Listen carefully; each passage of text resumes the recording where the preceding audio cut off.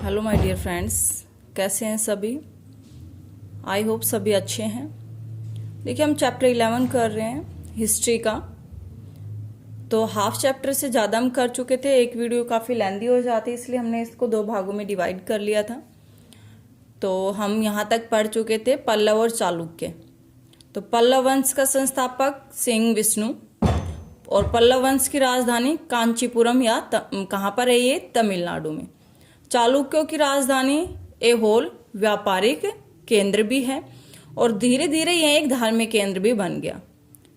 और सबसे जो प्रसिद्ध जो राजा हुआ चालुक्य वंश का, वो कौन था? पुलकेशिन द्वितीय। पुलकेशिन द्वितीय का दरबारी कवि कौन था? रवि कीर्ति। जैसे हमने पीछे पढ़ा था ना कि हर्षवर्धन का दरबारी कवि कौन था, जो कनिष्क का दरबारी कवि कौन था, गुप्त काल में कौन थे। तो ऐसे ही पुलकेशिन द्वितीय का जो दरबारी कवि है वो कौन है? रवि कीर्ति। अंत में पल्लवों और चालुक्य को किसने हराया? राष्ट्रकूट और चोल वंश के राजाओं ने जो है पराजित कर दिया था, यानी समाप्त कर दिया था। ठीक है, यानी पल्लव और चालुक्य जो थे उनको किसने हराया? राष्ट्रकूट और चोल वंश ने हराया था। ठीक है, ये क्वेश्चन याद रखना। ये जो मैंने नोट करके लिखा है राष्ट्रकूट वंश, ये आपके चैप्टर में नहीं है, इसके एक्स्ट्रा क्वेश्चन बनते थे, वो मैंने लिख दिए आप लोगों के लिए।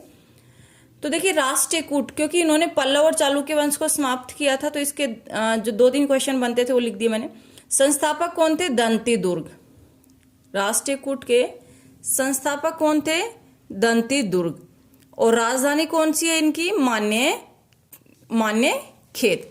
इसके बाद नेक्स्ट है एलोरा एवं एलिफेंटन जो गुफाएं हैं, मंदिरों का जो निर्माण है, किसने करवाया? राष्ट्रकूटों के समय हुआ था।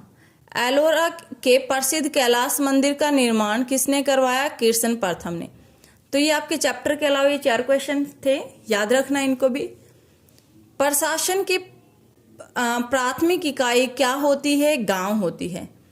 प्रशासन की प्राथमिक इकाई यानी देखभाल कौन करता है? तो देखिए, उस समय जो प्रशासन की जो इकाई होती थी उसमें ये मान सकते हैं वंश परंपरा जो है चलती थी कि पिता की मृत्यु के बाद उसका बेटा जो है उसी के पद को संभालता था।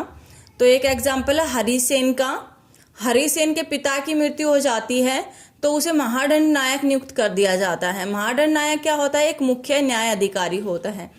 तो इसका मतलब जो है पदों पर भी जो है वंश परंपरा चलती थी। तो ये चीज याद रखना कि महादंड नायक कौन होता है? मुख्य न्यायाधिकारी होता है।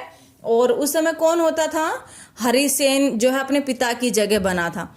दूसरा ये है कि उस समय जो है देखभाल के लिए, यानी एक पद पर जो है एक व्यक्ति एक से अधिक पद पर रह सकता था। अब देखिए, हरिसेन का एग्जाम्पल हम देखते हैं। हरिसेन जो है एक महादंड नायक था, यानी मुख्य न्यायाधिकारी। दूसरा ये एक कुमार अमात्य, जिसको क्या बोला जाता है? यह एक संधि विग्राहिक, यानी जो युद्ध हो यानी जब ये युद्ध होते थे तो उनमें शांति स्थापित करने वाला जो है, युद्ध और शांति के विषयों का जो मंत्री है उसे क्या बोला जाता है? कुमार मात्य। ठीक है, तो ये दोनों, इनका मीनिंग भी पूछ लिया जाता है कि महादंड नायक का मीनिंग क्या होता है, कुमारामात्य का मीनिंग क्या होता है। तो ये याद रखना। दक्षिण के राज्यों में सभाएं, तो देखिए इससे पहले जो पल्लव वगैरह जो चल रहे थे उसमें भी जो है सभाएं होती थी। तो क्वेश्चन ये है, ब्राह्मण जो है भूस्वामियों का संगठन क्या कहलाता था? सभा कहलाता था। क्या कहलाता था? सभा। जिन इलाकों में भूस्वामी ब्राह्मण नहीं होते थे, यानी जिनमें होते थे उनको तो सभा कहा जाता था। यानी सभा आगे उपसभाओं में विभाजित हो गई थी। इनका काम होता था सिंचाई वगैरह, कृषि वगैरह में सुधार करना। इसके बाद अगर भूस्वामी ब्राह्मण नहीं होते थे तो वहां पर क्या होती थी? उर नामक ग्राम सभा होती थी, वो लोगों की समस्याओं का निपटारा करती, सुलझाती थी। व्यापारियों का संगठन क्या कहलाता था? नगरम। इंपॉर्टेंट क्वेश्चन, नगरम क्या होता है? व्यापारियों का संगठन। ऐसे ही ब्राह्मणों का संगठन क्या कहलाता है? सभा कहलाता है। इस्लाम धर्म के संस्थापक पैगंबर मोहम्मद, इन्होंने इस्लाम धर्म की स्थापना की थी। कब की थी? 1400 साल पहले।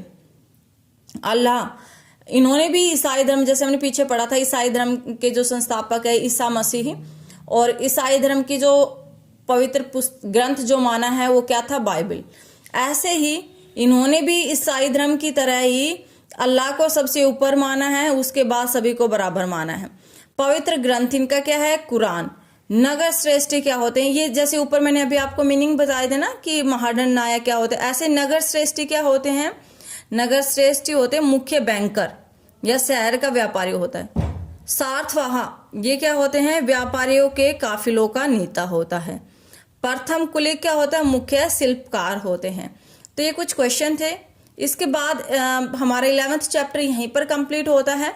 इसके अलावा और क्या है इस चैप्टर में, इसके अलावा देखिए मैंने जो इम्पोर्टेंट देखिए बुक्स वगैरह, राइटर्स वगैरह तो बहुत सारे हैं, लेकिन जो इम्पोर्टेंट है वो लिखी है। तो पुस्तक और उनके लेखक कौन कौन से हैं। पाणिनि ने कौन सी पुस्तक लिखी, अष्टाध्यायी। इंडिका किसने लिखी, मैगस्थनीज ने। बुद्ध चरित्र आशुघोष ने। राज तरंगिणी कलहन ने। हर्ष चरित्र और कादम्बरी दोनों किसने लिखी, बाण भट्ट ने। देखिए हर्ष चरित्र और बुद्ध चरित्र कंफ्यूज मत हो जाना। हर्ष चरित्र जो है हर्षवर्धन के ऊपर लिखी गई थी, बाण भट्ट ने लिखी थी, ठीक है। और दूसरा बुद्ध चरित्र लिखी थी आशुघोष ने, ठीक है। सूर्य सिद्धांत किसने लिखी, आर्यभट्ट ने। पृथ्वीराज रासो चंद्र बरदाई ने। महाभाष्य पतंजलि। अर्थशास्त्र कौटिल्य चाणक्य ने। गीत गोविंद जयदेव ने। अभिज्ञान शाकुंतलम कुमार संभव मेघदूत ये किसने लिखी, कालिदास ने। कोई भी 4 ऑप्शन दे देंगे, आपको पूछेंगे इनमें से कौन सी कालिदास की रचना नहीं है, तो देखिए तीनों याद होगी तभी आप 4th ऑप्शन छाट पाएंगे, तो तीनों पता होना चाहिए। अभिज्ञान शाकुंतलम, कुमार संभव और मेघदूत ये कालिदास की रचना है। इसके अलावा कोई भी 4th ऑप्शन में होगा वो नहीं होगा आंसर। पंचतंत्र किसने लिखी, विष्णु शर्मा ने। तो ये इंपॉर्टेंट कुछ बुक्स के नाम है, याद रख लेना। इसके अलावा हमने 11th चैप्टर हमारा कंप्लीट हो गया। लास्ट चैप्टर हमारा 6th क्लास का बचा हुआ है। उसके बाद आप मुझे बताइए कि ज्योग्राफी करनी है आपको 6th क्लास की या हम 7th क्लास की हिस्ट्री ही कंटिन्यू रखें। आप जो कहेंगे कमेंट्स बॉक्स में मुझे बताइए कि आपको ज्योग्राफी स्टार्ट करनी है या हिस्ट्री जो है 7th क्लास की स्टार्ट करनी है। तो आई होप अगर आपको क्लास पसंद आई हो तो आपको क्या करना है, वीडियो को लाइक करना है, शेयर करना है अपने फ्रेंड्स और फैमिली के साथ ताकि उनकी भी हेल्प हो सके। और जो नए मेरे चैनल को जो देख रहे हैं वो प्लीज़ मेरे चैनल को सब्सक्राइब करें और ऑल पर क्लिक करें ताकि मैं जो भी वीडियो डालूं आप तक नोटिफिकेशन पहुंच जाए। और वीडियो को कंप्लीट देखा करें। Thank you, have a good day.